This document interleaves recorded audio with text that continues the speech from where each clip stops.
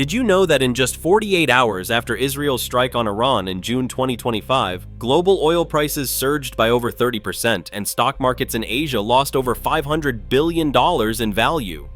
This isn't just a Middle East conflict anymore. This is a global crisis. The world is watching. As missiles rain and alliances tighten, the ripple effect of this war is being felt from Washington to Warsaw, from Tokyo to Tel Aviv. But in a conflict this explosive, who's actually backing Israel and why? In today's video, we break down the 7 most important countries supporting Israel against Iran in 2025. Some do it for strategic alliances, others for shared enemies, and a few for survival. We'll look beyond the headlines to understand their motivations, their military commitments, and what this escalating conflict means for the future of the region and the world. Stay with us until the end, because this isn't just about borders. It's about global power, economics, and the future of war. Number 1. The United States, the Iron Ally. The United States has long been Israel's most powerful and consistent supporter. From billions in military aid to intelligence sharing and missile defense cooperation, the US-Israel alliance is one of the strongest in modern geopolitics.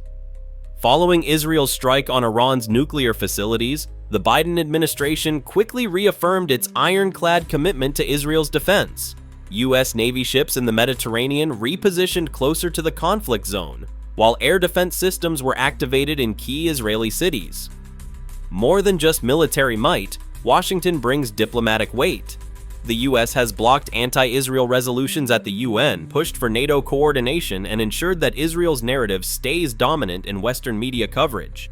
This isn't just support, it's strategic alignment. Why? The US sees Iran as a long-term destabilizing force in the Middle East. By standing with Israel, Washington sends a message to Tehran, Moscow, and Beijing. Western dominance in the region isn't going away anytime soon. But this alliance comes at a cost. US troops in Iraq and Syria have come under attack by Iranian-backed militias, and the war risks drawing America deeper into a conflict that much of its population wants to avoid. Number 2. United Kingdom, strategic loyalty. The UK, while no longer the global empire it once was, remains a major diplomatic and military player. When it comes to Israel, London has consistently leaned towards support, especially when the threat involves Iran. After the Israeli strike, the UK sent 2 destroyers to the eastern Mediterranean and reinforced its airbase in Cyprus, a key surveillance and logistical hub for NATO. British intelligence has played a crucial behind-the-scenes role in monitoring Iranian movements. This isn't just about Israel. Britain sees Iran's influence, via Hezbollah, Hamas, and Shia militias, as a direct threat to European security. The UK also has long-standing concerns over Iranian nuclear ambitions, especially after the collapse of the JCPOA. Moreover, the UK's close intelligence relationship with both the US and Israel, via the Five Eyes alliance, makes it a natural partner in any covert operations or cybersecurity campaigns targeting Iran. Domestically, the British public remains divided. But for the government, standing with Israel signals consistency in counter-terrorism policy and global alliance reliability, especially post-Brexit. Number 3. Germany, the historical duty. Germany's support for Israel is rooted in its past. The shadow of the Holocaust means Berlin has a moral, historical, and political obligation to ensure Israel's security. In 2025, that support remains unwavering. Following Iran's retaliatory missile barrage, Germany activated its NATO obligations by supplying Israel with additional Patriot missile systems and logistical support. While Germany won't put boots on the ground, its air defense systems have already intercepted incoming threats over Tel Aviv.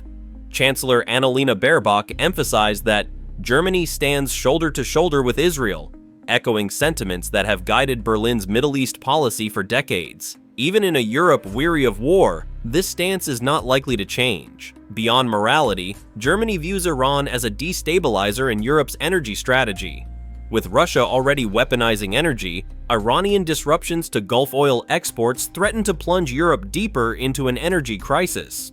Supporting Israel, then, is both a moral necessity and a strategic buffer against Middle Eastern chaos spreading to the heart of Europe. France's relationship with Israel has always been a balancing act, critical yet cautious. But when missiles flew in June 2025, Paris took decisive action. Deploying Rafale jets to Jordan, France aimed to deter aggression and lead EU diplomatic efforts against Iran's response.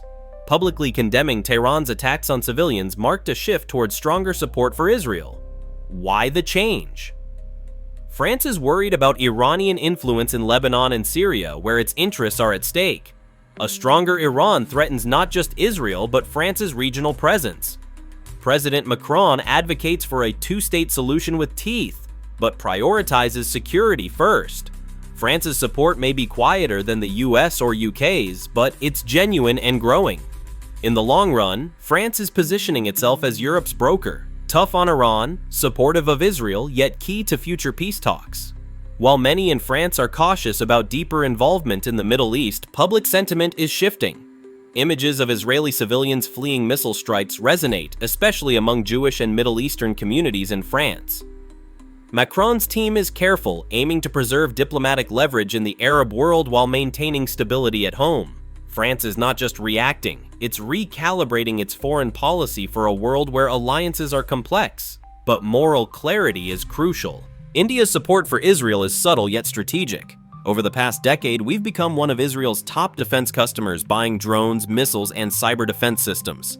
This military relationship has evolved into deep intelligence and counterterrorism collaboration. Following the Israel-Iran escalation, India issued a strong statement supporting Israel's right to defend itself. While we haven't sent military assets, we've increased naval patrols in the Arabian Sea and quietly shared intelligence on Iranian proxy activity. Delhi's motivations are multi-layered. First, we see Iran's partnerships with Pakistan and China as a threat.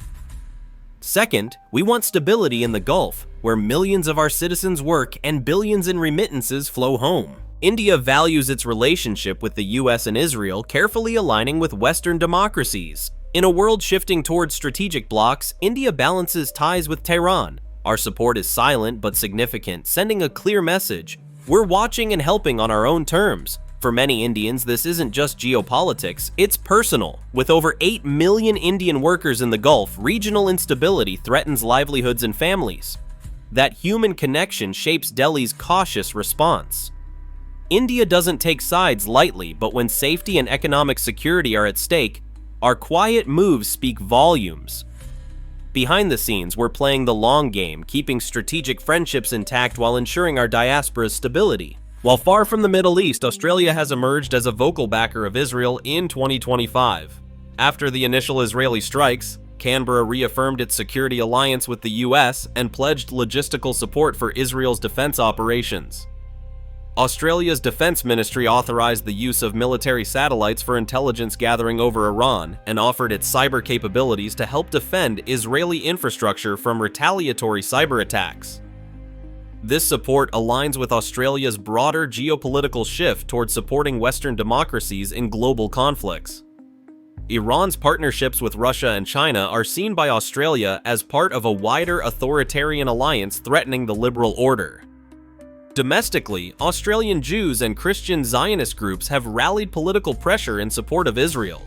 Defense contractors see deepening ties with Israeli tech firms as a win-win. For Australia, backing Israel is about values, alliances, and the future shape of Indo-Pacific security. The message is clear: even across oceans, we stand with our friends. But beneath the politics lies a human thread. Many Australians, especially in multicultural urban centers, have direct family ties to conflict zones or serve in the armed forces themselves.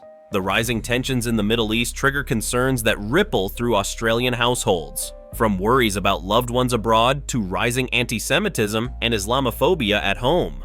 For Canberra, supporting Israel isn't just a foreign policy checkbox.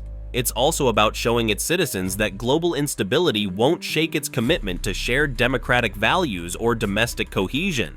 Australia's stance reflects not just strategy, but solidarity, both with allies overseas and communities at home. Japan rarely takes center stage in Middle East conflicts, but 2025 changed that.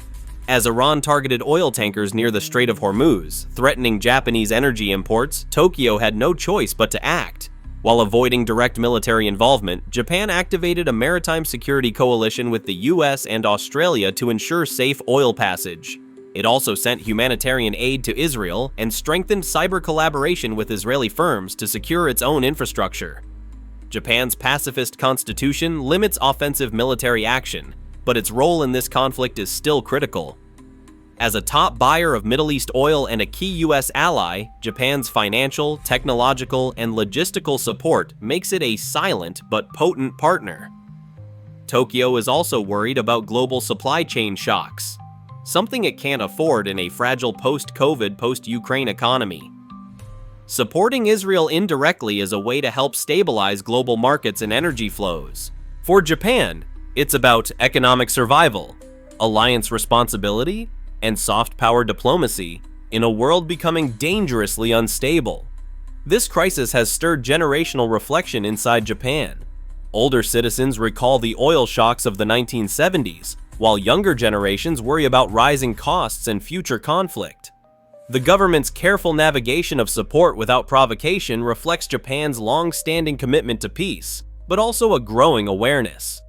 In today's world, even pacifists must be prepared. Tokyo's subtle yet firm actions are not just policy. They're a signal to its people and to the world that Japan will defend its interests, even if it does so with diplomacy instead of force. This isn't just a war between two nations, it's a clash that could redefine global alliances. As the world polarizes, where countries stand matters more than ever. The support these nations offer Israel is about more than missiles. It's about choosing sides in a global struggle. It's democracy versus authoritarianism, technology versus terror, strategy versus chaos. If this conflict escalates, it could trigger broader wars, cyber attacks, and an energy crisis. But in this darkness, there's also an opportunity for unity and bold leadership. Whether you're in Manila, Mumbai, Melbourne, or Madrid, this war affects you. From fuel prices to internet security, the ripples are global. Now is the time to stay informed and understand the world beyond your borders, because the future of peace, or war, depends on what happens next in the Middle East. We live in a world where borders are no longer barriers. What happens in Tel Aviv or Tehran could echo in your economy, your commute, your security. Knowing who stands with whom and why is no longer just foreign policy trivia. It's survival knowledge. Stay aware, stay sharp. And if you found this breakdown insightful, don't forget to like, subscribe, and drop your thoughts in the comments, because informed citizens shape a better world.